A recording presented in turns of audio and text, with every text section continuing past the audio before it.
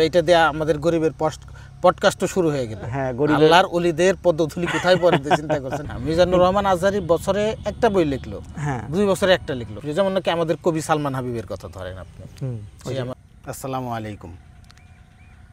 আজকে আমরা যা করছি এটা আসলে কি নামে অভিহিত করা হবে সেটা এখনো আমি সঠিক জানি না। এটা কি ইন্টারভিউ না পডকাস্ট নাকি অন্য কিছু, যেহেতু আমাদের ব্যাকগ্রাউন্ড দেখতে পাইতেছেন একদম ন্যাচারাল, আর যে আমাদের এনভায়রনমেন্ট চারপাশে যেটা, সেইটাও আসলে প্রথাগত যে ইন্টারভিউ বা পডকাস্ট যেটাকে বলে সেটা সেই ধরনের কোনো নাই। তো এই কারণে এটার নাম দিছি আমি যে গরিবের পডকাস্ট।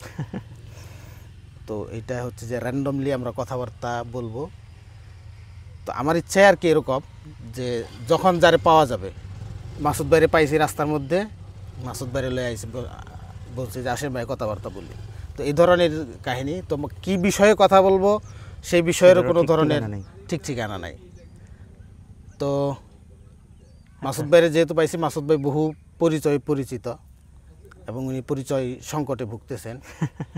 উনি হচ্ছে যে একদিকে ব্যবসায়ী, আবার লেখক, সম্পাদক, অনুবাদক, অ্যাক্টিভিস্ট, পেজ টাইপসেটার, হ্যাঁ অনেক পরিচয় তার। তো এই কারণে ওনার হচ্ছে পরিচয় সংকট, যার মানে অনেক কিছু আছে, তার তো আসলে সংকটই সব কাজের কাজই। তো মাসুদ ভাই আজকে থেকে পডকাস্টার হয়ে গেল। তো আপনি আসলে আপনার কোন পরিচয়ে স্বাচ্ছন্দ্য বোধ করেন? সবচেয়ে ভালো লাগে হচ্ছে মানে যেটা আমার জন্য ন্যাচারালি আসে, অনুবাদকটাই ন্যাচারালি আসে, অনুবাদ করা। হ্যাঁ, অনুবাদক। মৌলিক লেখাটাও যেহেতু ফেসবুকে লেখালেখি করি, মানে আমি অনুবাদ করলে আমার কাছে মনে হয় যে আমি আসলে নিজেই লিখতেছি। কারণ আমার অনুবাদ করার সময় মানে প্রথাগতভাবে তো অনুবাদ করি না, তো আমার প্রতিটা অনুবাদই থাকে যে একটা মৌলিকের ছোঁয়া আমার থাকে। তো ওই পরিচয়টাই ভালো লাগে, আর ওইটাই ন্যাচারালি আসে।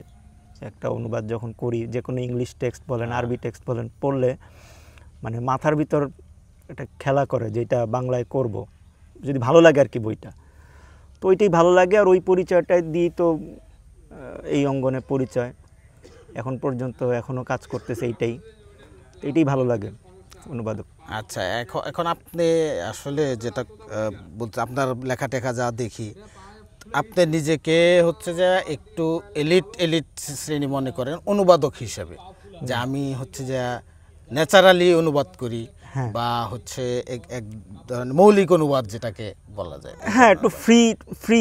কিন্তু এখানে আমি যেটা, কিন্তু আপনি তো আসলে অনুবাদকই। হ্যাঁ, অনুবাদকই। কারণ হচ্ছে যে একজনে একটা লেখা লিখছে, একটা গল্প লিখছে, গল্পটা হচ্ছে যে সে নিজে কল্পনা করে লিখছে যে এই ক্যারেক্টারগুলো, এই চরিত্রগুলো থাকবে, এরকম ব্যাকগ্রাউন্ড থাকবে, বা নন ফিকশন হইলে তার নিজস্ব মেজাজ, সেখানে যে থটগুলো সে দিবে, এগুলো তার নিজস্ব। আপনি যেটা করতেছেন সেটা হচ্ছে আপনি জাস্ট আপনার নিজের যে ভাষা মাধুর্য যেটা আছে, সে আপনার ভাষা, আমার স্টাইল যেটা, হ্যাঁ, সেইটাকে জাস্ট ইনপুট করতে পারতেছেন।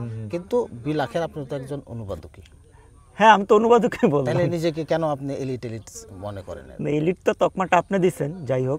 আপনি কি তকমা দিবেন? আমি তো নর্মাল অনুবাদক। আমি তো আপনি তো আবার দেখা যায় ফেসবুক অন্যান্য অনুবাদক যারা, তাদেরকে গালিগালাজ করেন আপনি।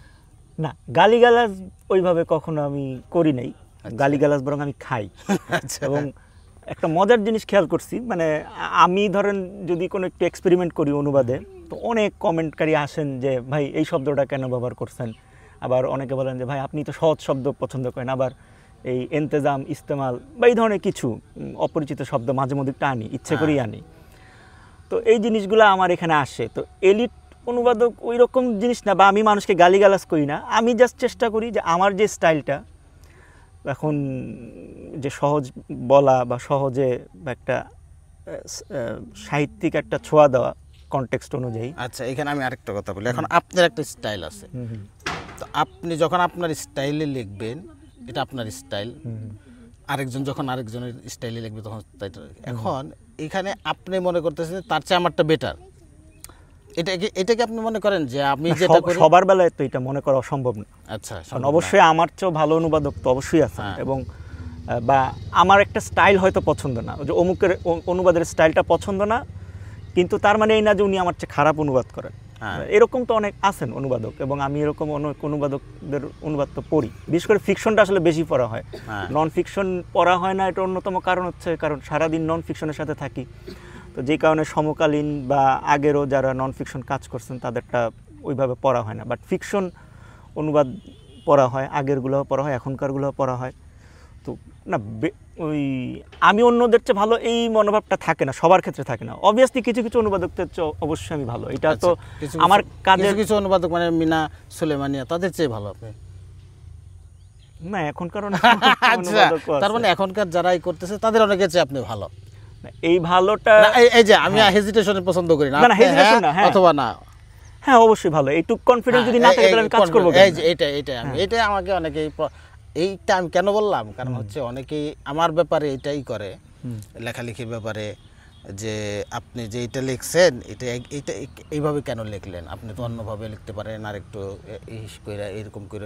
আমি কিছু না, আমার লেখা, কারণ আমার লেখার যে স্টাইল বা আমার জ্ঞান এইখানে ডেলিভারি করার যে স্টাইল, প্রেজেন্টেশন করার যে স্টাইল, এটা আমি বিগত 20-30 বছর ধরে লেখালেখি করতে করতে করতে করতে আমি এখানে শিখছি।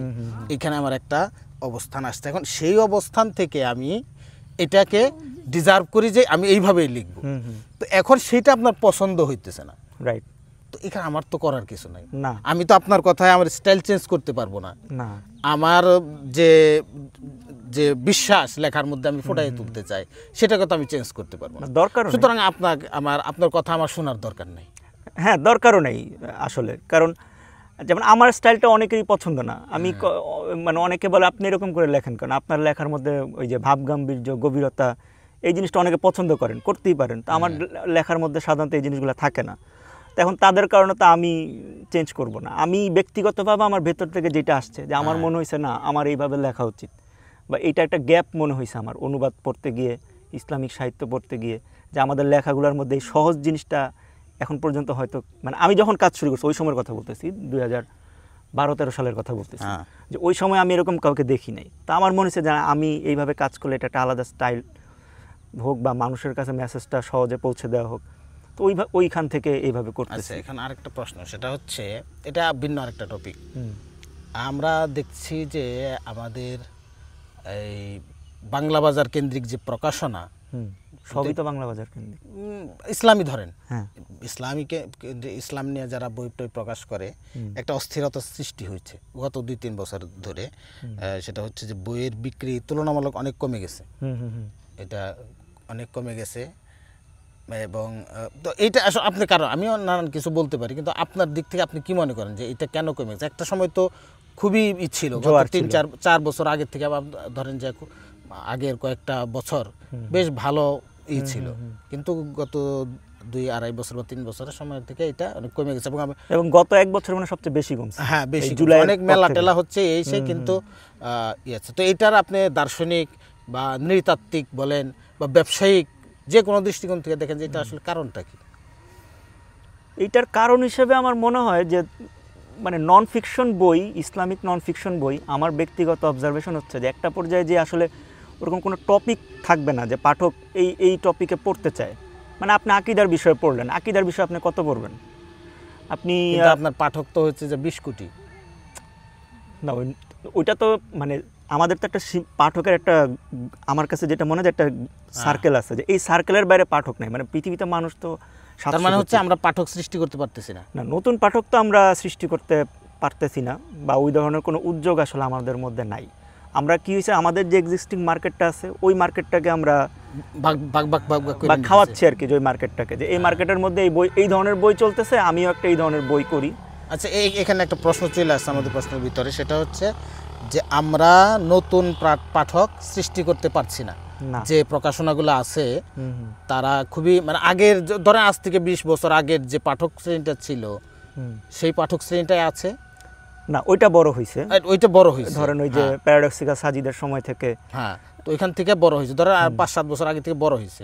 এরপর কি এটা বাড়ছে? আর আমার মনে হয় বাড়ে নাই ওই সময়। যদি না বাইরে থাকে তাহলে যেটা হচ্ছে প্রকাশনী কিন্তু অনেক বাড়ছে, বইয়ের সংখ্যা অনেক বাড়ছে, লেখক অনেক বাড়ছে, তাহলে আনুপাতিক হার যদি আমরা করি তাহলে দেখা যাচ্ছে যে ভাগ ভাগ হয়ে যাইতেছে।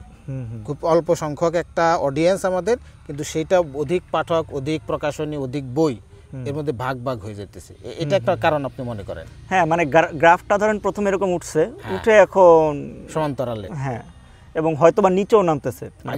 আগের চাইতে তো বইয়ের কোয়ালিটিও ভালো হয়েছে। বইয়ের কোয়ালিটি ভালো হয়েছে হচ্ছে বাইরের, যেমন আপনার টুপি নিয়ে যেমন কথা ওঠে, বা আমার এই অ্যাটায়ার নিয়ে যেমন কথা ওঠে, মানে আমাদের বাহ্যিক রূপটা বইয়ের ভালো হয়েছে, যে আমরা খুব বাহ্যিকভাবে যেমন পড়লে, টুপি পড়লে, দাড়ি রাখলে যেমন একটা বাহ্যিক একটা ফ্লেভার আসে। তো ওই বইয়ের এই গেট আপগুলা ওই 2012-13 সাল থেকে ধরেন ভালো হয়েছে। খুব সুন্দর কভার, প্রচ্ছদ সুন্দর, ভেতরের কাগজ সুন্দর, মানে ওই যে প্লেট দিয়ে প্রিন্টিং, মানে এই জিনিসগুলো সুন্দর হয়েছে। হ্যাঁ হ্যাঁ হ্যাঁ, কিন্তু মানে একজন ভালো লেখক, ভালো অনুবাদক, এইগুলা কিন্তু ওইভাবে মানে ভেতরের যে জিনিসটা, একটা বইয়ের মূল জিনিস কি, কন্টেন্টের যে লেখার ভাষা, মানে কন্টেন্টের বহিরাগত বা বহিরাবরণ যেটা, সেটা যে পরিমাণ উন্নত হয়েছে, ভিতরগত কন্টেন্ট অতটা ভাষার, মানে লেখকদের নতুন এমন লেখক আসে নাই যারা নাকি আরো ডেভেলপ করছে, এই ধরনের আসে নাই। না, বরং আমার চেনা পরিচিত অনেক লেখক হয়তো লেখা ছেড়েও দিয়েছেন, যেমন আব্দুল্লাহ মাহমুদ মুজিব, ওর কথা বলতে পারি। ও এক সময় কিন্তু লিখতো, এখন ওই যে পড়াশোনার কারণে ও লেখি ছেড়ে দিচ্ছে। তো এরকম আছে কিছু লেখক, বরং উল্টারও লেখক কমে গেছে। কিন্তু এদের গ্যাপ পূরণ করার জন্য যে নতুন আরো লেখক আসছে বা অনুবাদকও আসছে নতুন, যে এখানে তাহলে আরেকটা প্রশ্ন করি আপনারা, সেটা হচ্ছে যে আসলে এই যে এটা তো সেই স্বাভাবিক বিষয়, প্রকাশনী যদি ভালো হয়, প্রকাশনী যদি বাড়ে, বই যদি বাড়ে, রয়্যালিটির এটা যদি বাড়ে, রয়্যালিটির পরিমাণ যদি বাড়ে, তো তাহলে তো ভালো লেখক আসাটা, পাইপলাইন দিয়ে আসা তো একটা স্বাভাবিক ব্যাপার। কিন্তু ভালো লেখক কেন ডেভেলপ হচ্ছে না, বা যারা অনুন্নত লেখক ছিল তারা কেন উন্নত হচ্ছে না? এটা তো আপনি ভালো জানবেন, লেখক কেন আসে না, কারণ আপনিও প্রকাশনীর ভিতরে ছিলেন। মানে আমাদের এখানে তো মৌলিকের উপর জোর দেওয়া হয় না। আচ্ছা, আমি নিজেও অনুবাদক, কিন্তু যেহেতু এই সেক্টরে ছিলাম একটা লম্বা সময়, এখনও কাজের সূত্রে আছি, সরাসরি নাই। মানে মৌলিক লেখার চেয়ে তো অবশ্যই আমাদের এখানে অনুবাদ প্রেফার করে বেশি।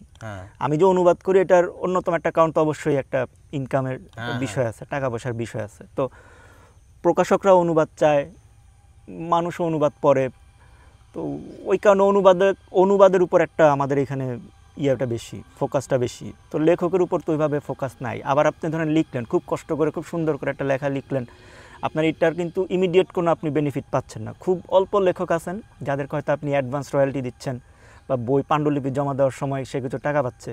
কিন্তু সে ধরেন 6 মাস 1 বছর কষ্ট করে একটা বই লিখলো, 6 মাসই ধরেন, 6 মাসে আমি অনুবাদ করলে হয়তো 20-30 হাজার টাকা পাবো, কথার কথা।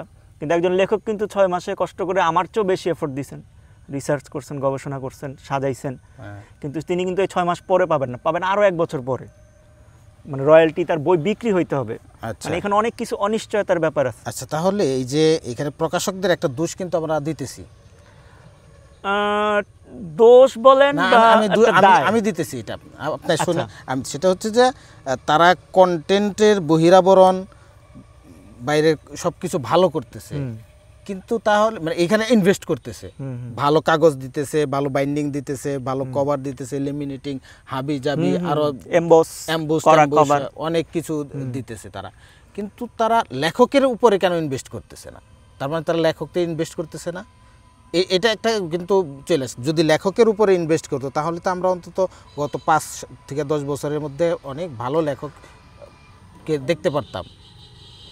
এখন ওইটা ওই যে ওই না, এটা কেউ প্রকাশকদেরকে আপনি এড়ায় যেতে পারেন, প্রকাশকদের, কারণ হচ্ছে এটা প্রকাশকদের দায় আছে, কারণ বই নিয়ে তো তাদের ব্যবসা, তাই না?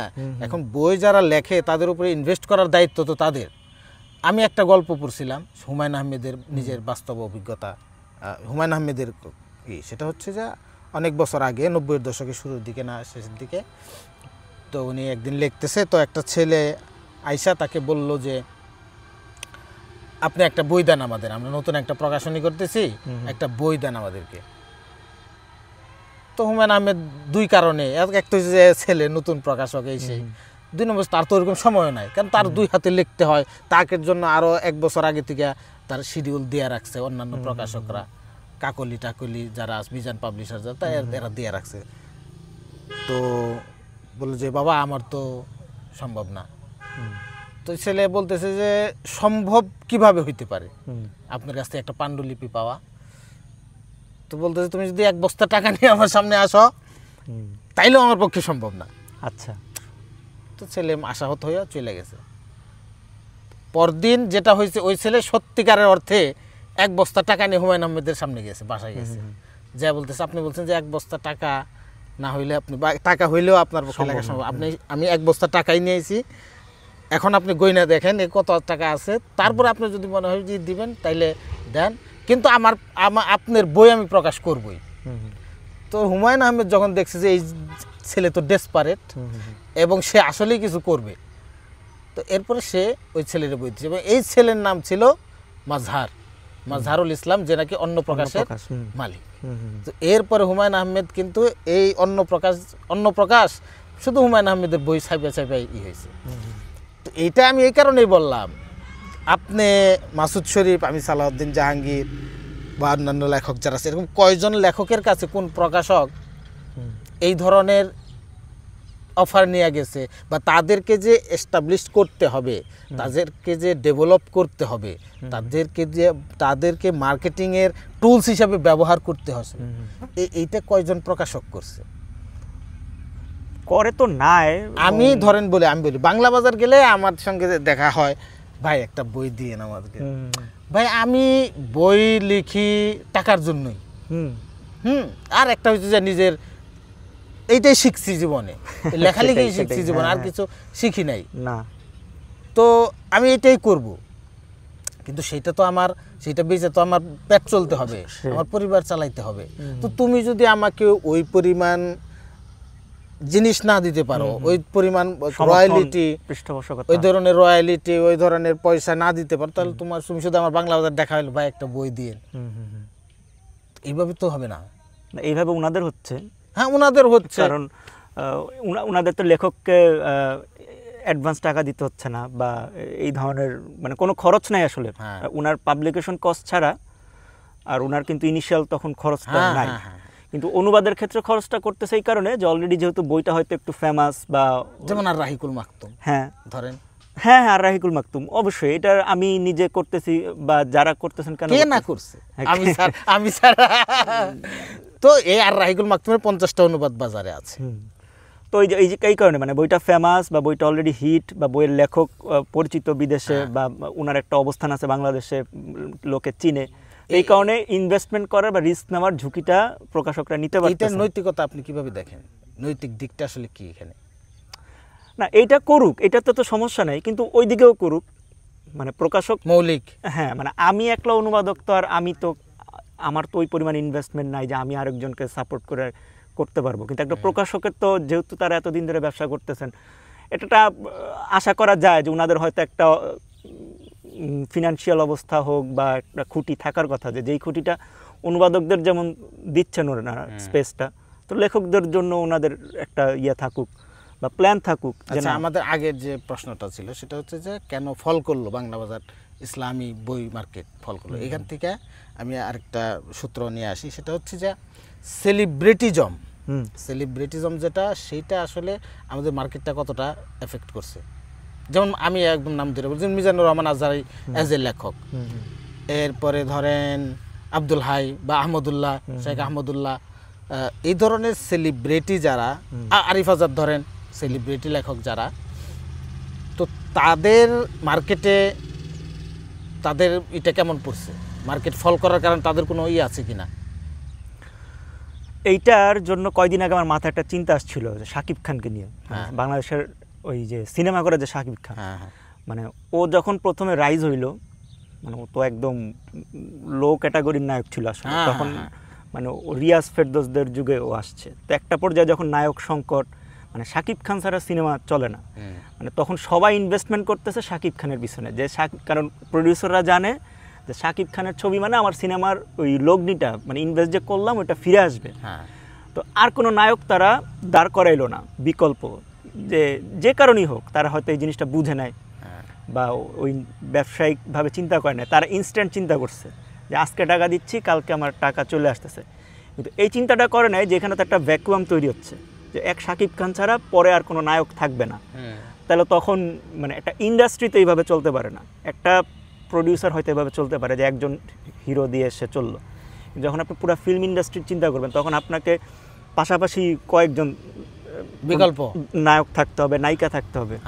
তো আমাদের বইয়ের ক্ষেত্রেও আমার কাছে কয়েকদিন আগে আমার এটাই মনে হয়েছে যে আমরা ওই একজন দুইজন সেলিব্রিটিদের, আমাদের প্রকাশকরাই কাজটা করছেন যে সচেতনভাবে একজন দুইজনকে দাঁড় করাইছেন, কিন্তু যখন এরা লিখবেন না বা যখন এদের কাছ থেকে আমাদের ওই কাঙ্ক্ষিত আউটপুটগুলো আসবে না, তখন কী হবে? না, কাঙ্ক্ষিত তারা যদি বছরে একটা বই লেখে, একটা প্রকাশকের জন্য তো সেটা এনাফ। হ্যাঁ, কিন্তু অন্য প্রকাশকরা মায়ের খাকতে তো আর কিছু যায় না। এখানে ওই একজন প্রডিউসারের জন্য ওইভাবে চিন্তা করছে যে একজন প্রডিউসার হিসেবে সে চলে যাচ্ছে। মিজানুর রহমান আজহারি বছরে একটা বই লিখলো, 2 বছরে একটা লিখলো, কিন্তু সেইটা যদি সে 20-30 হাজার 50 হাজার বিক্রি করে, তার জন্য তো তার দরকার নাই না। কিন্তু পুরা পাবলিকেশন ইন্ডাস্ট্রির কথা যদি চিন্তা করেন, এই যে এখানে এতগুলো লোক জড়িত, অনুবাদক, লেখক বা আরও যারা আছেন, তাদেরকে তো ওই সাপোর্ট তারা পাচ্ছে না। তো একজন দুইজন উঠে যাচ্ছেন, তো বাকিদের অবস্থা ওই বাংলাদেশের সিনেমার মতো হয়ে যাচ্ছে, যে ওই শুধু ওই লেখক, ওই মিজানুর রহমান আজহারি বলেন, শাইখ আহমদুল্লাহ বলেন, আরিফ আজাদ বলেন বা এই ধরনের যারা আছেন, এরকম হইলে চলবে, আর বাকিদের হইলে চলবে না। বিষয়টা আস্তে আস্তে হয়তো ওই দিকেই যাবে। বাংলা সিনেমার এখন যে অবস্থা হয়েছে, আমি জানি না এখন বাংলা সিনেমা আসলে আছে কিনা কিছু।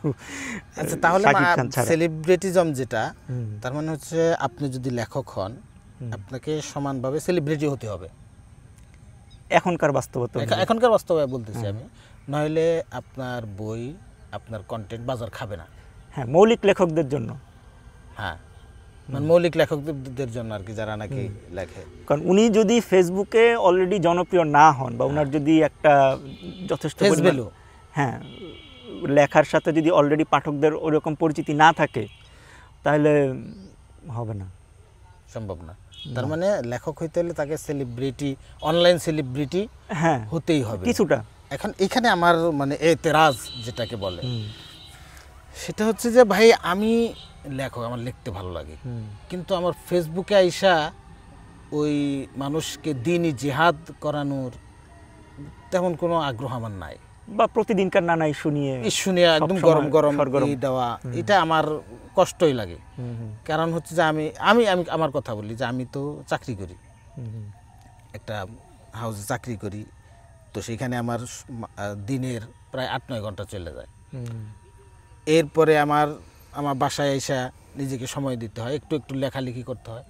এর মাঝখান থেকে ফেসবুকে আমাকে একটা স্ট্যাটাসও দিতে হবে, এবং সেটা সুচিন্তিত, সেটা শব্দগুলো সুচিন্তিত হতে হবে, সেখানের বাক্য এবং প্যারা কোনটা কেমনি কি, সেখানে কোনো শব্দ আবার আমার পাঠককে করতেছে কিনা, হেও করতেছে কিনা, তাদের আঘাত করতেছি না, এগুলো সব কিছু বিবেচনা করতে ওই স্ট্যাটাস লিখতেও আমার 1 ঘন্টা সময় লাগতেছে। এই সময়টা আমার নাই, লিখেও তো শান্তি নেই। হ্যাঁ, কারণ হচ্ছে এটা আমি পোস্ট করলাম, পোস্ট করার পরে টেনশন আরো বেশি, মন্তব্য আসবে, রিপ্লাই দিতে হবে, এই নানান কিছু তার তোয়াজ করতে হবে, সেখানে খুব বেশি হাই লেভেলের কথাও বলা যাবে না, একটু মোলায়েম ধরে তাকে সালাম, কেমন আছেন, হ্যাঁ ভালো ভাই, আপনার কথা সহমত, এই সহমত ভাই, এগুলো কিন্তু আমার আসলে এই তোয়াজ করার রীতি না। এখন তাহলে আমার কি হবে? আমি ভালো মনে করলাম যে আমি মোটামুটি ভালো লিখি, এখন ভালো লিখি, কিন্তু আমি এই সেলিব্রিটি হওয়ার যে দৌড়, সেখানে আমি পিছিয়ে আছি। তো তাহলে এখানে যে ভালো লিখলে তার তো আসলে মূল্যমান কমে যাইতেছে, কিন্তু যে নাকি মোটামুটি লেখে কিন্তু সে বিপুলভাবে অনলাইনে জনপ্রিয়, তো সে অনলাইনে জনপ্রিয়, যেমন নাকি আমাদের কবি সালমান হাবিবের কথা ধরেন আপনি, সে আমার ছোট ভাই তুল্য মানুষ। সালমান হাবিব চিনেন কিনা? হ্যাঁ, 1 লাখ টাকায় না, হ্যাঁ, তার প্রথম বই বিক্রি হয় 50,000, 1 লাখ টাকায়, এগুলা বিভিন্ন জন কিনে নেওয়া যায়। তো সালমান হাবিব ধর মোটামুটি মানের কবি, আমি এটা তাকেও বলি, তো কবি সে কিন্তু সে মানসিকভাবে সে কবি, তার লেখা যতটাই হোক না, তাকে নানা ট্রল করে, কিন্তু তাকে আমি তো তার যে সেলিব্রিটিজম, সেটা অনলাইন অফলাইনে তুমুল। আমাদের ইসলামিক ঘরানায়ও এবং জেনারেল ঘরানায়ও, মেয়েদের কাছে, সবার কাছে তার সেলিব্রিটিজম। এখন সে কিন্তু তার শুধু বই বিক্রি করে তার জিন্দেগানি চলতেছে, এবং খুব হাই লেভেলে চলতেছে। আচ্ছা, মাশাআল্লাহ। তা আমিও তার উত্তরোত্তর সাফল্য কামনা করি। কিন্তু ধরেন যা ইমতিয়াজ মাহমুদ অ্যাজ এ কবি, তো ইমতিয়াজ মাহমুদের বই কয়টা বিক্রি হয় আপনি হয়তো জানেন না, বা তার কবিতার বই খুব একটা হয় কিনা জান না। কিন্তু তো সালমান হাবিবের তুলনায় তো ইমতিয়াজ মাহমুদ অনেক ভালো কবি আমার দৃষ্টিতে আর কি, আমি মনে করি। কিন্তু তারপরেও ইমতিয়াজ মাহমুদের বই যদি প্রকাশ হয়, সালমান হাবিবের বইয়ের অনেক কম সেটা বিক্রি হবে। তো এইখানে আমি বলতেছি যে এই যে সেলিব্রিটিজম যেটা, তো এইটা আমাদের সাহিত্যের জন্য, ইসলামী সাহিত্য বলেন এবং জেনারেল সাহিত্য বলেন, যে সেইখানে আসলে এই ইফেক্টটা ভালো কিছু আনবে নাকি মন্দ কিছু, বা আপনি জরুরি মনে করেন কিনা সেলিব্রিটিজম? এটা আসলে মানে আমাদের সময়ের জন্য এটা একটা ইউনিক সমস্যা। মানে আগের কখনো তো এরকম সময়টা আমরা পার করিনি। এই যে অনলাইন দুনিয়া বা সোশ্যাল মিডিয়ার যে সময়টা, যেমন হুমায়ুন আহমেদের সময় হুমায়ুন আহমেদ একলাই সেলিব্রিটি ছিলেন, অন্যান্য লেখকরা সেলিব্রিটি ছিলেন না, কিন্তু তাদের লেখাও মানুষ পড়তো বা অ্যাপ্রিসিয়েট করতো, বা সবারই একটা, যারা ভালো মোটামুটি লিখতেন সহাবস্থান ছিল। হ্যাঁ, সৈয়দ শামসুল হক বলেন বা ওই সময় মিলন, হ্যাঁ, তো মানুষ পড়তো। তো এখন মানে আমাদের সময়ের এই সমস্যাটা না খুবই ইউনিক। এখন এইটা নিয়ে যে আসলে মানে এটা কি ভালো কিছু হচ্ছে না খারাপ কিছু, এটা নিয়ে দার্শনিক কোনো কথা বলা যাচ্ছে না। না, মানে আমার মাথায় আসতেছে না যে এরকম কোনো কিছু প্রেডিক্ট করা, বা মানে এটা আসলে এখানে একটা জিনিস যেটা হইতে পারে যে প্রকাশকরা যদি, যেমন শুধু সেলিব্রিটি লেখক না, অন্যান্য বইগুলো নিয়েও, যেমন ইয়ার কথাই বলি, ওই যে কয়দিন আগে হাসান রুবায়েত ভাইয়ের অনুবাদে গার্ডিয়ান থেকে একটা বই বের হইলো, তো সেইখানে তো গার্ডিয়ান পোস্টারটা দিল অনুবাদকের ছবি সহ। নর্মালি তো আমাদের অনেক প্রকাশক কাভারে অনুবাদকের নামই দেয় না, বাট সেইখানে আপনি পুরো বইটার মার্কেটিংটাই হয়েছে হাসান রুবায়েতের ফেস ভ্যালুটাকে ইউজ করে। তো আপনি কিন্তু অন্যান্য অনুবাদকের বেলায় এই কাজটা করতেছেন না। তো হাসান রুবায়েত বেলা আলাদা কেন? ঠিক আছে, উনি ফেস ভ্যালু আছে, বাট উনার ফেস ভ্যালু আপনি ইউজ করলেন, কিন্তু আপনি একটা ভালো লেখা, একটা প্রকাশক, সে কাজ হচ্ছে বই নিয়ে, তার অন্যতম আগ্রহের জায়গা থাকবে যে ভালো লেখা, ভালো কন্টেন্ট, বা লেখার একটা নতুন স্টাইল নিয়ে আসছে, বা কিছু একটা মানে লেখার ভিতরে কিছু একটা আছে। তো এই কারণে আমি এই পার্টিকুলার লেখককে বা পার্টিকুলার অনুবাদককে প্রমোট করব, বা আমি তার পৃষ্ঠপোষকতা করব, বা তার পিছনে আমি ইনভেস্ট করব। তো এই জায়গাটা হচ্ছে না, এই প্রফেশনালিজমটা আসছে না। না, দেখা যাচ্ছে যে তারা ওই যে লো রিস্ক যেটা, বা যেটা অলরেডি হয়ে গেছে, কেউ একজন সেলিব্রিটি, তাকে নিয়ে এসে তার ফেস বা ব্যবহার করে প্রচারণা চলতেছে। এটার একটা মানে প্রবাদ আছে আমাদের এলাকায়, সেটা হচ্ছে যেদিকে রোদ ওঠে ওদিকে গোয়া শেখা দেয়। এই ধরনের তো মানে যেখানে সেলিব্রিটিজম দেখলাম সেখানে তাকে লেখক বানিয়ে দিলাম। আচ্ছা, এই টপিক থেকে আমি আরেকটা টপিকে যাই, সেটা হচ্ছে আমাদের এই লেখালেখির জগতে বা অনলাইনে বা আমাদের তরুণদের মধ্যে বর্তমানে এক্সট্রিমিজমের যে চর্চা, সেটাকে এই লেখালেখির মধ্যে আনাটা বা অনলাইনে সেটার প্রভাবটা, এটা আপনি কিভাবে দেখেন? অমুককে কাফের বলা, অমুককে মুরতাদ ঘোষণা করা, গণতন্ত্রকে হারাম বইলা অমুক জায়গায় ভাঙচুর করা, থানাকে অস্বীকার করা, বা অমুকের ইনকাম হারাম, হ্যাঁ, ওই ব্যাংক হারাম, অমুকটা হারাম, সেনাবাহিনী চলবে না, এই যে এই ধরনের এক্সট্রিমিজম, এবং সেইটা আমরা দেখতেছি যে এইটাকে পুঁজি কইরা আমাদের অনেক অ্যাক্টিভিস্ট যারা আছে, সেলিব্রিটি যারা আছে, তারাও এটাকে পুঁজি কইরা বেশ ভালো একটা অবস্থানে গেছে। তো সেইটা আমাদের লেখালেখির মধ্যে আসলে কিভাবে প্রভাব ফেলতেছে?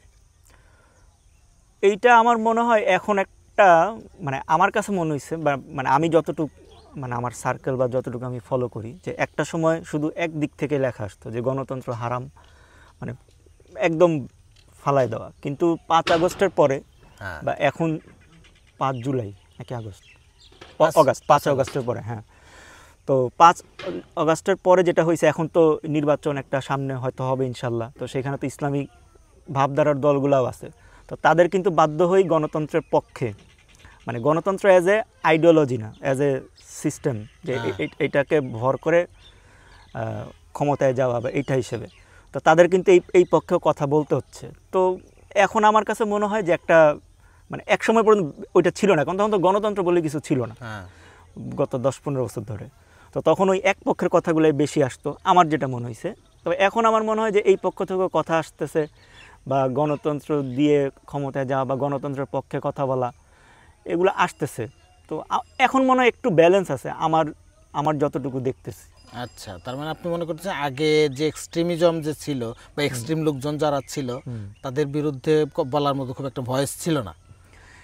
হ্যাঁ, কারণ বলে লাভ ছিল না, কারণ তখন তো গণতন্ত্রই নেই, মানে উনি নিজেও জানেন না উনি সামনে নির্বাচনে দাঁড়াইতে পারবেন কিনা। আচ্ছা, তো উনি এটা নিয়ে কথা বলে তো ওনার লাভ নেই, মানুষের মানে রুশানলে কেন। হ্যাঁ, বরং তখন ওইটা ভালো যে গণতন্ত্রের বিরুদ্ধে বলতেছে, মানে কি ওই ফ্যাসিস্ট সরকারের বিরুদ্ধে বলতেছে, তো তাহলে তো ওইটা তখন উনি ওটার পক্ষে ধরে নিলেন, এটা ওনাকে মোবিলাইজ করছে। হ্যাঁ, আচ্ছা, তো এখন হচ্ছে যেহেতু ওনাদের একটা এখানে বেনিফিট আছে সামনে নির্বাচনে, সুতরাং তারা এটাকে ক্লারিফাই করার জন্য হচ্ছে এই এক্সট্রিমিজমের বিরুদ্ধে একটা অবস্থান, হ্যাঁ, মানে ওরা যে আইডিওলজিগুলা সার্ভ করে, হ্যাঁ, তো সেই আইডিওলজি, যেমন ওই যে কয়দিন আগে ওই যে আমি ওই যে একটা ম্যাগাজিন পড়লাম, কি ম্যাগাজিন যেন, মৌলভী আশরাফের সম্পাদনায় একটা ম্যাগাজিন গণতন্ত্র নিয়ে, তো ওইখানে তো উনি ক্লাসিক্যাল আলিমদের কথাগুলোই আনছেন, বা আমাদের এখানে শাহ মুহাদ্দিস দেওলভীর সম্ভবত প্রথম আর্টিকেলটাই ছিল ওইটা নিয়ে। জিকির ফিকির পড়ছেন নাকি? না, আচ্ছা, জিকির ফিকির না, বাট এটা ওই গণতন্ত্র নিয়েই, আমার নামটা এখন মনে আসতেছে না। তো এই ধরনের লেখা তো আপনি 1 বছর আগে হয়তো আশা করতেন না। আচ্ছা, বাট মোটামুটি আমরা বলতেছি যে এটার বিরুদ্ধে একটা মোটামুটি ভিন্ন মত, মানে এবং যারা নাকি গণতন্ত্র না, আমি বলবো যে একটা ভারসাম্যপূর্ণই তারা তাদের ভয়েস রেজ হয়েছে। হ্যাঁ, মানে তাদের নিজেদের কারণে করতে হয়েছে, কারণ আরেক ইসলামিক দল এসে যখন বলতেছে যে না গণতন্ত্র বলে কিছু নাই, কিন্তু উনি তো ইসলামিক দল, উনি তো গণতন্ত্রের সিস্টেমে ঢুকিয়ে নির্বাচন করবেন, তাহলে ওনাকে তো এটার পক্ষে অবশ্যই একটা ধর্মীয় ব্যাখ্যা দাঁড় করাইতে হবে, নাহলে তো ওনার অবস্থান কি হয়ে যাচ্ছে। আপনার রাজনৈতিক ভিউ কি? রাজনৈতিক কি বিষয়ে? রাজনীতি বিষয়ে আপনার কি, মানে রাজনৈতিক বিষয়ে আমার কোনো ভিউটিও নাই। বিএনপি বা এনসিপি, জামাত, হ্যাঁ, বা এক্সট্রিমি, আমার রাজনীতি নিয়ে কোনো আশা নাই আসলে, কারণ ওই বরং 36 জুলাইয়ের পরে আশা আরও নষ্ট হয়ে গেছে। আচ্ছা, কারণ এনসিপি, মানে তখন তার এনসিপি ছিল না, যে ছাত্র জনতা যে একটা স্বপ্ন দেখাইছিল যে একটা ভালো ধরনের একটা সংস্কার হবে, কিছু একটা হয়তো একটা পরিবর্তন আসবে, কিন্তু ওই রকম কিছু তো আসলে আলটিমেটলি মানে চোখে নজরে পড়তেছে না। তো দিন শেষে দেখে আপনার মনে হইতে যে পড়তেছে না, মানে ওই রকমের বড় কোনো পরিবর্তন তো দেখা যাচ্ছে না। সেটা আগের মতোই আবার ধরেন একটা নির্বাচন হবে, আবার আরেকটা রাজনৈতিক দল ক্ষমতায় আসবে, আর বিপক্ষ দল তার বিরুদ্ধে কথাবার্তা বলতে থাকবে, এইভাবেই চলতে থাকবে। আপনার যে আশাহত যে মনোভাব, আপনি মনে করেন যে এইটা আসলে অনন্তকাল চলবেই বাংলাদেশে? মানে অনন্তকাল মানে কি, মানে দীর্ঘদিন এটার কোনো পরিবর্তন হবেই না আসলে? না, এরকম কোনো আমার চোখে পড়ে না, আর এটা নিয়ে আমার চিন্তাও করতে ইচ্ছা করে না। আচ্ছা, কারণ আমি ছোটখাটো ব্যবসায়ী মানুষ, এখনো ব্যবসা পুরোপুরি ধরি নাই, আমার আব্বাই ব্যবসা করতেছে। তো আর ব্যবসায়ীদের একটা উসুল আছে, আমার আব্বারে দেখছি সবসময়, মানে আমাদের ওই স্থানীয় এলাকায় আওয়ামী লীগও আছে, বিএনপিও আছে, মানে এখন তো শুধু বিএনপি, কিন্তু যখনই যেই দল আসে বা না আসুক, মানে সবার সাথে একটা সহাবস্থান করে চলতে হয়, কারণ অ্যাজ এ ব্যবসায়ী আপনার কাস্টমার সবাই, একজন আওয়ামী লীগও আপনার ওই আকিদার বই পড়বে, একজন বিএনপিও পড়বে। তো ব্যবসায়ী হিসেবে এইসব রাজনৈতিক বিষয়ে একটা নিরপেক্ষ স্ট্যান্স থাকাই ভালো। এই কারণে আপনার কোনো না, ওই কারণে না, এটা হচ্ছে মানে সামগ্রিকভাবে আব্বার এত বছর ধরে আব্বাকে দেখে আমার মনে হয়েছে যে আব্বা আসলে ঠিকই আছে সবসময়। যেমন খেলা দেখার সময় আব্বা সবসময় কইতো যে আমি মানে যে দল জিতবে আমি সেই দলের সাপোর্টার, যেই দল হারবে ওই দলের সাপোর্ট করে শুধু শুধু মন খারাপ করার কি দরকার, তাতে খেলা এমনি দেখতে থাকি, যেই দল জিতছে ভালো লাগছে।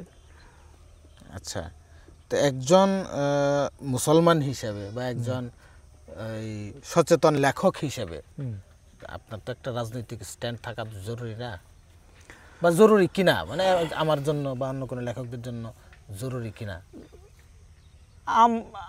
রাজনৈতিক অবস্থান ওইভাবে আমার মধ্যে, আমার ব্যক্তিগতভাবে আমার মনে হয় আমার দরকার নাই। আমার ইসলামিক একটা আদর্শ আছে। আদর্শ বলতে কি, আল্লাহকে মানি, রাসূলকে মানি, ফরজ কাজগুলো করার চেষ্টা করি, পাপ কাজ থেকে দূরে থাকার চেষ্টা করি। কিন্তু খেলাফা প্রতিষ্ঠার কোনো তো আপনি নাই?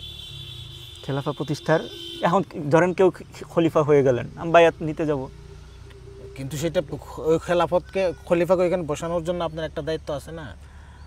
ওই যে আবু দারদার মতো আছেন না কিছু কিছু সাহাবী, দূরে ছিলেন, আবু যর গিফারির মতো যারা। হ্যাঁ হ্যাঁ হ্যাঁ, আমার মানে আমি আমার ক্যারেক্টার টুইট টাইপেরই। আচ্ছা, মানে অত সাহসী ডাকাবুকো উমর রাদিয়াল্লাহু আনহু বা আলী রাদিয়াল্লাহু আনহুর মতো ওইরকম না। বিপ্লবী লেখক অনুবাদক তাইলে আপনি না? না, এটা তবে বিপ্লবী অনুবাদক হইতে অনুবাদক আমি এবং বিপ্লব বিষয়ে যদি কোনো বই দেন মারাত্মক বৈপ্লবিক ভাষা ব্যবহার করুন। আচ্ছা আপনারা কিছু প্রশ্ন করি করেন প্রশ্ন। ওই যে আপনারা ওই দিন যে প্রশ্ন করছিলাম ওই যে কি ওই যে একটা মহিলাদের নিয়ে যে একটা রিলস দিছিলেন, তো ওখানে যে কমেন্ট করছিলাম যে এটা কি জরুরি ছিল নাকি, মানে এইটার আপনি এই ধরনের রিলসগুলা যে দিলেন মাঝে মধ্যে খুব রেয়ার, এমন না যে আপনি মাসে একটা করে দিচ্ছেন, এরকম না, হয়তো 6 মাসে একটা দিচ্ছেন, বাট এইটার পিছনে হচ্ছে আপনার ওই যে লজিকটা ছিল এটা কি আসলে? আচ্ছা লজিকটা হচ্ছে, আর এটার আমি প্রথম হচ্ছে যে আমি ধর্মীয় কোনো ক্লিয়ারেন্স দিতে চাইতেছি না, আমি মুফতি না, আমি সুতরাং আমি এটা ফতোয়া দেয়া, সেটা হচ্ছে ফান। ফেসবুকে আমার মূল কাজ হচ্ছে যে যেটা সেটা হচ্ছে টাইম পাস করা। ফেসবুক আমার কাছে জিহাদের ময়দান না, সেইখানে সেলিব্রিটিজম জাহির করার জায়গাও না আমার কাছে, যে আমাকে সেখানে সেলিব্রিটি হিসেবে আমাকে আমার নিজের যে অবস্থান সেটা কায়েম রাখতে হবে, সে কায়েম রাখার জন্য যা যা করার দরকার আমি ওইখানে যাই একটু ফাজলামি করার জন্য, বন্ধু বান্ধবের পোস্টে কমেন্ট করার জন্য, তারা আমার কি কমেন্ট করতেছে সেটা রিপ্লাই, যে এইটাই আমার মূল কাজ। এর বাইরে কিছু সময় আছে যে সময়টা হচ্ছে যে আমি দেখি যে কোনো জরুরি বিষয় যেটা আমার মনে হয়েছে লেখা দরকার, যে বিষয়ে আমি কিছু জানি সেইটা আমি এক্সপ্রেস করি। তো এই দুইটাই মূলত আমার কাজ। এর বাইরে আমাকে আমার আরেকটা 3 নম্বর কাজ যেটা, সেটা হচ্ছে মাঝে মাঝে আমি পাবলিসিটি করি, আমার বই টই যেগুলো আছে এগুলো পাবলিসিটি করি। আর এখন তো ভিডিও টিডিও কিছু দেই, কারণ ভিডিও দেওয়ার একটা কারণ মনে হয়েছে যে একটা ভিডিওতে এই যে আপনার সঙ্গে এখন আমি যে কথাগুলো বলতে পারলাম, এই কথাগুলো বলার জন্য আমার মিনিমাম সময় নষ্ট করতে হইতো কত 5 থেকে 7 ঘন্টা লেখা যদি আমি লিখতে যাইতাম, তো সেটা আপনার সঙ্গে আমি 1 ঘন্টার মধ্যে কথাবার্তা বইলা শেষ করে দিতে পারতেছি। তো এই কারণে আমার যে কথাগুলা যে এক্সপ্রেস যেগুলো আমি জানাইতে চাই মানুষকে, সেগুলো আমি ভিডিও আকারে করি এবং সেটা ভিডিও আকারে প্রকাশ করি। তো এই 3টা হচ্ছে বিল আখের আমার মূল কারণ। তো এখানে প্রথম যেটা বললাম যে মূল হচ্ছে যে ফাইজলাম, আমরা রিলস সবাই দেখি, তাই না? রিলস একদম ধরেন যে যারা ফেসবুক চালায়, যারা ওই টিকটক চালায়, সবাই রিলস দেখে। তো রিলস দেখে ওইখানে নানান আসে, কিছু কিছু অনেক ফানি থাকে, হ্যাঁ অনেক ফানি, তো সেইটা আমি শেয়ার করি। এখন কথা হচ্ছে যে এখানে একটা মেয়ে একটা রিলস বানাইলো, সেটা আমি শেয়ার দিলাম। এখন শেয়ার দেওয়ার পরে এখন আপনার যদি মনে হয় যে এটা ভালো, আপনার মজা লাগছে ভালো, বাস আপনি দেখা যাবেন গা। আর যদি আপনি মনে করেন যে না এটা তো খুবই খারাপ হয়েছে, এটা তো সালাউদ্দিন ভাই কি দিল, ভাই আপনি রাস্তাঘাটে মেয়ে দেখতেছেন, আমি দেখতেছি, সবাই দেখে, আমরা দেখার পরে এখন আপনি তাকে নিয়ে কি মনোভাব আপনার ভিতরে হবে, আমি এমন বলতেছি না যে আপনি দেখার পরে আপনি খুব লালায়িত হয়েছে, না, আমি বলছি তাকে নিয়ে আপনার কি মনের মধ্যে চিন্তা আসবে সেটা তো আপনার বিষয়, তাই না? এখন আপনি তাকে দেখে চোখ নামায় নিতে পারেন, আবার তাকে দেখে তাড়িয়ে তার দিকে তাকায়ও থাকতে পারেন না। কিন্তু আমাদের যেহেতু একটা ইসলামিক পাঠক আছে, বা আমরা তো আর সেকুলার বা জেনারেল লেখক না, তো আমাদের যারা ফলো করেন বা যারা আমাদেরকে ভালো পান, মানে আমাদের শুভাকাঙ্ক্ষী, ধরেন আমিও আপনার একজন শুভাকাঙ্ক্ষী, কারণ আপনার লেখা তো আমি সেই বহুত আগেকাল থেকে প্রিয়সী নারী বা ওই সময় থেকে, তো আমাদের কাছে একটা হয়তো এক্সপেকটেশন থাকে যে আমরা হয়তো এমন কন্টেন্ট শেয়ার করব না যেটা মানে খুব জরুরি না হইলে, যেখানে হয়তো নারীদের পর্দার ভায়োলেশন আছে, এই জিনিসগুলা থাকবে। তো এটা একটা ভালো কথা বলছেন আপনি। একটা তো যে পর্দার ভায়োলেশন, ফেস কিন্তু পর্দার ভায়োলেশনের মধ্যে পড়ে না, দ্বিমত আছে। ওকে, এটা একটা ক্লিয়ার হয়ে গেল, তাই না? 2 নম্বর যেটা, যে অ্যাজ এ লেখক আপনার কাছে আমাদের এক্সপেকটেশন আছে, আপনার একটা ভাবমূর্তি আমাদের কাছে আছে, যে একজন লেখক যে ধর্মীয় ইসলামী ধারার লেখক, উনি একটা ওই আতাউর রহমান বিক্রমপুরী টাইপের হবে, যিনি সবসময় পাগড়ি টাগড়ি পয়রা এসে, এইটা আমি এটা অনেকবার বলছিও আগে, আবার বলি, সেটা হচ্ছে এটা করে আমি জীবনের মানে বহুত খরচা করছি। খরচা বলতে হচ্ছে যে আমার জীবনে অনেক চিন্তা খরচ করছি আমি। আচ্ছা, সেটা হচ্ছে যে আমি তো অ্যাজ এ লেখক হওয়ার আগে আমি তো একজন মানুষ, আমার লেখার যে স্টাইল, অ্যাজ এ মানুষ আমার স্টাইল ওরকম না, ওইখানে আমি যে সুন্দরভাবে শব্দগুলো বাছাই বাছাই কইরা কইরা আমি লিখি, কোন ব্যক্তির সঙ্গে কি শব্দ যাবে এগুলো আমি বাছাই করে করে লিখি, কোন ঘটনার সঙ্গে কোন পরিবেশের সঙ্গে এগুলো বাছাই করে লিখি। কিন্তু এজ এ মানুষ আমি কিন্তু ওরকম না। হ্যাঁ, ডেফিনেটলি দেখা যাবে যে আমি হয়তো খুব অগোছালো, আমার ওই কথাবার্তার স্টাইলও অত সুন্দর না, আমার কথার মধ্যে গ্রাম্য ভাষা আছে, আমার এই এলাকার টোন আছে, স্বাভাবিক, আমার কিছু কিছু শব্দ উচ্চারণ জড়তা আছে। হ্যাঁ, তো এই যে এই দুইটা জিনিসকে যখন আপনি কম্পেয়ার করতে যাবেন তখন হচ্ছে যে পাঠকের সঙ্গে আপনার একটা কন্ট্রাডিকশন লেগে যাবে। পাঠক আপনাকে চিন্তা করতেছে একরকম, কিন্তু ব্যক্তি জীবনে আপনাকে ওরকম। আমার সঙ্গে অনেকের দেখা হয়, দেখার বলে আপনার বয়স যে এত কম এটা আমরা চিন্তাই করি নাই। আচ্ছা, হ্যাঁ, আপনি দেখতে আপনার কথাবার্তা, আবার বলে যে আপনার কথাবার্তা শুনে মনে হয় আপনি অনেক ফানি, আপনি অনেক খুব সহজ সরল ভাবে, কিন্তু আমরা তো মনে করছি যে আপনি অনেক অহংকারী, আপনার খুব এই সেই। তো এই যে দূর থেকে মানুষকে দেখা এবং মানে দূর থেকে মানুষকে বলতে মানে যাকে সেলিব্রিটি মনে করি, লেখক মনে করি, তাকে নিয়ে একটা কল্পনার মানুষ হিসাবে রাখা আর বাস্তব জীবন তাকে দেখা দুইটা ভিন্ন ভিন্ন জিনিস। তো এই জিনিসটাই আমি যে আপনি আমাকে যেভাবে দেখতে চান, তো আমি যদি সেরকম না হই তাহলে সেটা তো আমার দোষ না। আপনি আমাকে একটা কল্পনা করে রাখছেন, কিন্তু আমি তো সেরকম না, তো এখন এইখানে আমার কি দোষ ভাই? এখন আপনার মতো তো হইতে গেলে আমার প্রত্যেক পাঠকের মনের মাধুরী যে তারা আমাকে যেভাবে লিখছে আমাকে সেরকম হইতে হবে, সেটা তো আমার পক্ষে হওয়া সম্ভব না। বুঝতে পারছি, মানে আপনি বলতে চাচ্ছেন যে আমি যেরকম আমাকে সেভাবেই অ্যাকসেপ্ট করো। এখন হ্যাঁ, আমার লেখা একরকম, বাট অ্যাজ এ পার্সন আমার যেসব খুঁত আছে বা আমার যেসব ঘাটতি আছে, কমতি আছে, এটা মেনে নিতে হবে। হ্যাঁ, এবং এটাও আমি ক্লিয়ার করে দিই, সেটা হচ্ছে যে আমি ইসলামী বিষয় নিয়ে লিখি, রসুল সাল্লাল্লাহু আলাইহি ওয়াসাল্লামের জীবনী লিখি, এবং রসুল সাল্লাল্লাহু স্ত্রীদের জীবনী লিখি বা অন্যান্য যেসব লিখি, তাদের জীবনের মতো আমার জীবন না, ইম্পসিবল, সম্ভবই না। সাহাবীদের জীবনের মতো আমার জীবন হওয়া সম্ভব না। সুতরাং আমি যখন সাহাবীদের জীবন নিয়ে লিখতেছি, আপনি মনে করেন না যে আমার জীবনও সাহাবীদের মতোই। আমার এজ এ সাধারণ বাঙালি, ওই বাড়ি ধামরায়, হ্যাঁ, ক্ষেত খামারে কাজ করে, চাকরি করে, ওই রাস্তা দিয়ে ওই বাসে চড়ে যায়, কখনো অটোতে চড়ে যায়, রিক্সায় যায়, এইটাই হচ্ছে যে তার জীবন। ঠিক আছে। আচ্ছা, আরেকটা বিষয়, যেহেতু আপনি লেখালেখি করেন, আমি অনুবাদক হইলেও আমিও লেখালেখি করি, তো আমরা যে সমস্যাগুলো এখন বললাম, তো হয়তো অনেক নতুন লেখক বা ইন্সপায়ারিং লেখক বা লেখালেখি করতে ইচ্ছুক অনেক এরকম হয়তো দেখবেন। তো মানে আমাদের এই সমস্যা যেগুলো আমরা আজকে মোটামুটি বললাম, এইগুলোর আলোকে নতুন লেখকদের জন্য আপনার কি পরামর্শ থাকবে বা তাদের জন্য কি? আচ্ছা, এটা খুবই গুরুত্বপূর্ণ বিষয়, এবং এটা আমি তো যে একটা ছোট্ট একটা পত্রিকা সম্পাদনা করি, নবধ্বনি, ওইখানে আমি মাঝে মধ্যে এগুলো লিখি। তো আজকে এটা আরেকবার বলি, সেটা হচ্ছে যে নতুন লেখক যারা, ওইখানে আমি দেখছি নবধ্বনিতে এমন ভালো ভালো লেখক, বাচ্চা বাচ্চা পোলাপান মাদ্রাসার, কিন্তু এত তুখুর তাদের লেখা এবং বিষয়গুলো তাদের এত মানে হচ্ছে যে চুজি, খুবই সুন্দর সুন্দর তাদের লেখাগুলো, সাহিত্য বলেন, তাদের গল্প বলেন, চমৎকার লেখা। কিন্তু এই ছেলেদেরকে আমি মাদ্রাসা শেষ হওয়ার পরে আর এদেরকে পাই না। মাদ্রাসা শেষ, এদের সবাই মাদ্রাসার ছাত্র, কিন্তু মাদ্রাসা শেষ হওয়ার পর এদেরকে আর পাই না। কারণ কি?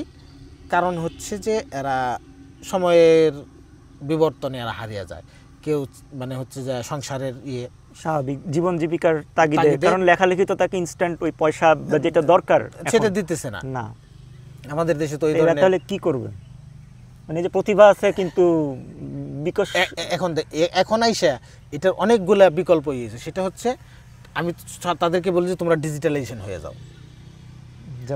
যেমন নাকি তুমি স্ক্রিপ্ট লেখো, ভিডিও বানাও, বা অন্যান্য প্রতিষ্ঠানের জন্য, ফেসবুকের জন্য স্ক্রিপ্ট লেখো, বিভিন্ন এই সোশ্যাল মিডিয়ার যারা নাকি করে, এই সোশ্যাল মিডিয়ার মধ্যে বিভিন্ন কোম্পানি যারা সোশ্যাল মিডিয়া ম্যানেজার যারা আছে, কন্টেন্ট রাইটিং, কপি রাইটিং, এই ধরনের যতই আছে এগুলোর মধ্যে চলে যাও।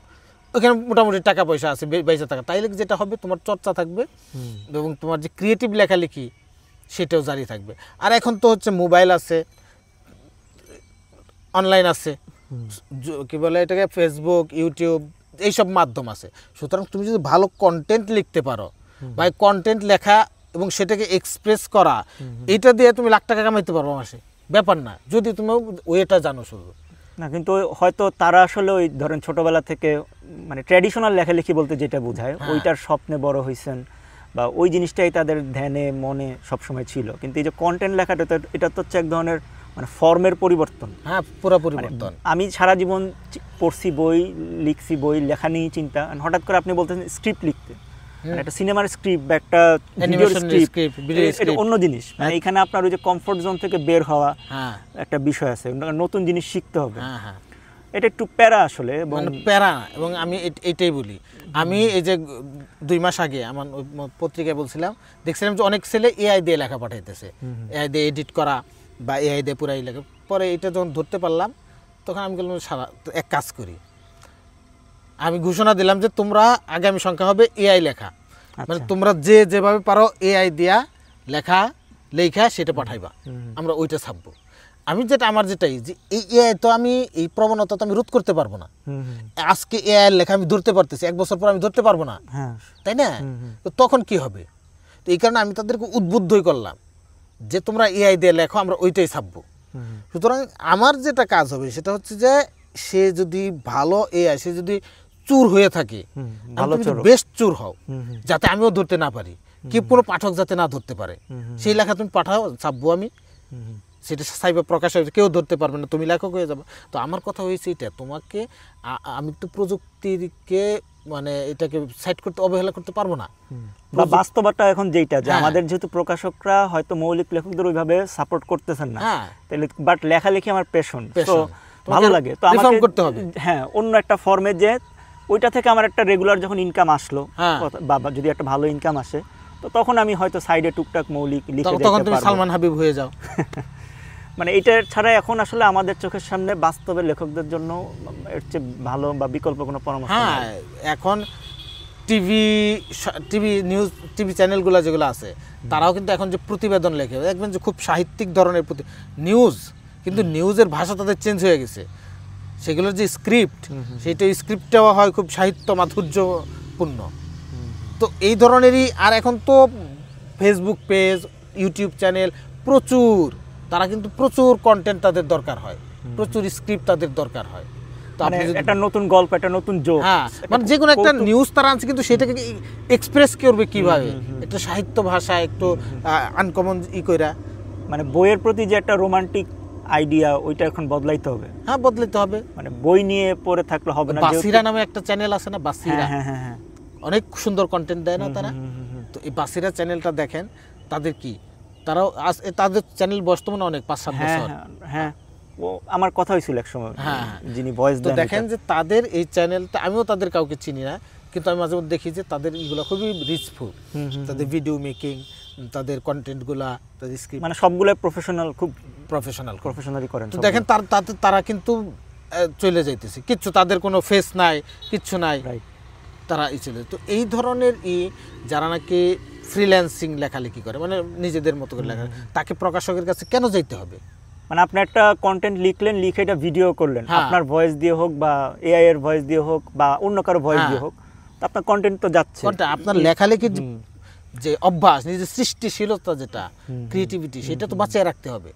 তো সেটা বাঁচানোর জন্য তো আপনার নিজের হাতেই খুব সহজ মাধ্যম আছে। আর ইনশাআল্লাহ এক সময় যদি ওই অ্যামাজন কিন্ডলের মতো কিছু আসে, যে বাংলাদেশের এই বইগুলো আমরা ওইভাবে করতে পারবো, হয়ে যাবে, তখন আবার হয়তো ইনশাআল্লাহ মানে এই যে প্রকাশকদের ধর্ণা দেওয়া বা প্রকাশকরাও যে নিজেদের থেকে আগে আসতেছেন না, এই ঝামেলাগুলো হয়তো মিটবে। ডিজিটাল মাধ্যমে লেখকদেরকে রিফর্ম করতেই হবে, এই অ্যানালগ থেকে ডিজিটালে চলে যাইতে হবে। আমি তাই করতেছি, আর কতদিন এই ইসের পিছনে পইরা থাকবো? আলহামদুলিল্লাহ। তো ভাই, লাস্ট যেটা আপনার সঙ্গে কথা বললাম, আপনার ধরে নিয়ে এসে জোর করে কথা বলাইলাম না, এটা দেখেন কি একটা অবস্থা, যে ভূমিকম্পের মধ্যে মানে আতঙ্ক থেকে, মানে খারাপ কিছু থেকেও যে ভালো হয়, মানে ভূমিকম্পের আতঙ্কের কারণে আমি বাচ্চা কাচ্চা নিয়ে, ওরা মানে কান্নাকাটি অবস্থা, মাদ্রাসা বন্ধ দিছে, তো ওদেরকে নিয়ে আসছি। আমি কুশুরা দিয়ে যখন পার হইতেছি, তখনই আপনার কথা মনে পড়ছে, আচ্ছা দেখি উনি আসেন কিনা, কারণ আমি জানি আপনি এখন আকিজ মনোরা আছেন, ঢাকাতেও থাকতে পারতেন আপনি, এই সপ্তাহে ছুটি নিলেন, তো দেখেন একটা আলহামদুলিল্লাহ ভালো একটা সময় কাটলো। এবং এইটা দিয়ে আমাদের গরিবের পডকাস্ট শুরু হয়ে গেল। হ্যাঁ, আল্লাহর ওলিদের পদধূলি কোথায় পড়ে চিন্তা করছেন আপনি? আচ্ছা, আমি আমার অডিয়েন্স দর্শক যারা আছে তাদেরকে বলে রাখি, আমার বাড়ি হচ্ছে ধামরা, এটা তো আপনারা অনেকেই জানেন। তো আমার বাড়ির থেকে 2-3 কিলোমিটার পাশে হচ্ছে মাসুদ শরীফ ভাইদের বাড়ি। ওনার সঙ্গে আমার আরও 2 বছর আগে হঠাৎ একদিন দেখা হয়ে গেছে, তো তখন আর কি জানতে পারি যে মাসুদ ভাইয়ের বাড়ি। তো সেখান থেকে কাল পরশু দিন হঠাৎ করে আবার দেখা হয়েছে। তো মাসুদ ভাইরে বলছি, ভাই আমি তো আপনার মানে আপনার গরিবের পডকাস্ট গরিবের পডকাস্টের জন্য আপনাকে চাই।